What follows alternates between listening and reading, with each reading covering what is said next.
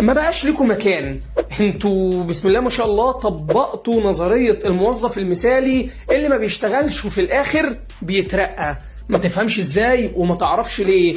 سيد عبد الحفيظ ابتدى يفلتر نجوم الاهلي وطلع منهم 3 لعيبه مش هيبقى محتاجهم هو ولا يسترب خلال الفتره اللي جايه. لازم تبقى فاهم حاجه مهمه جدا، ان النجوم دول هم اللي جنوا على نفسهم. طب بمعنى ايه؟ وليه النجوم دي بالذات هي اللي مشيت؟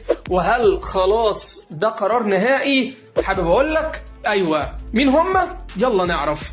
في خطة النادي الأهلي اللي جاية، وخصوصا خلال ال4 سنين اللي هيكون فيهم سيد عبد الحفيظ متواجد كعضو مجلس إدارة ومسؤول عن ملف الكورة أو قائم حتى بأعمال، هيبقى في تغييرات شاملة. أي لاعب مش هيبقى ليه لازمة أو قيمة هياخد استمارة 6، والموضوع ده على فكرة مريح جدا لجميع الأطراف. احتراف يعني من الآخر. وعشان كده في رحلة الفلترة سيد عبد الحفيظ جنب بعض اللعيبة لمسألة الرحيل، اللعيبة اللي لسه ما جددتش عقودها أو اللي لسه مختلفين على المقابل المادي وما إلى ذلك. لكن في لعيبة لا هم مثلا هيجددوا ولا هم ليهم قيمة في تشكيل النادي الأهلي ولا هم مؤثرين، ولما بيظهروا في ماتش كويس بيحصل تهليل وتكبير. أولهم هو عمر كمال عبد الواحد اللي سرب كان متوقع منه انه هو يكون فارق معاه، لكن للأسف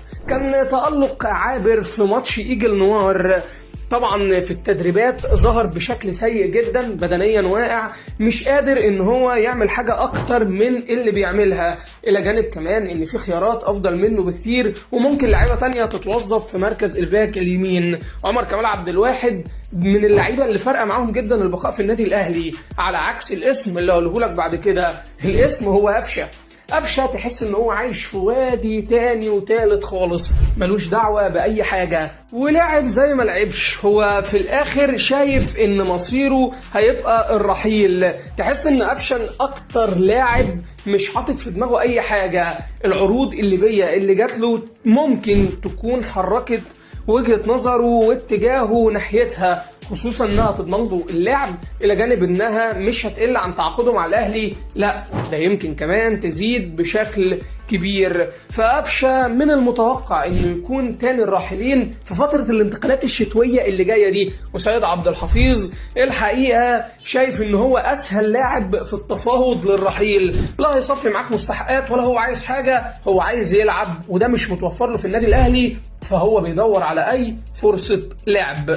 اللاعب رقم 3 هو اللي يمكن يكون مش هيمشي بشكل رسمي، لا هو هيطلع إعارة، هو حمزة علاء اللي خاض تجربة احتراف ممكن نقول انها اغرب تجربة احتراف في التاريخ، زي ما راح زي ما رجع. وعشان كده سيد عبد الحفيظ في حالة اعتزال الشناوي أو رحيل مصطفى شوبير بيجهز حمزة علاء إنه يكون الحارس رقم 1 أو 2 للنادي الأهلي على حسب الظروف، وحمزة مقتنع بده، ولما رجع مرة تانية النادي الأهلي اقتنع فعلا إن ملوش مكان غيره.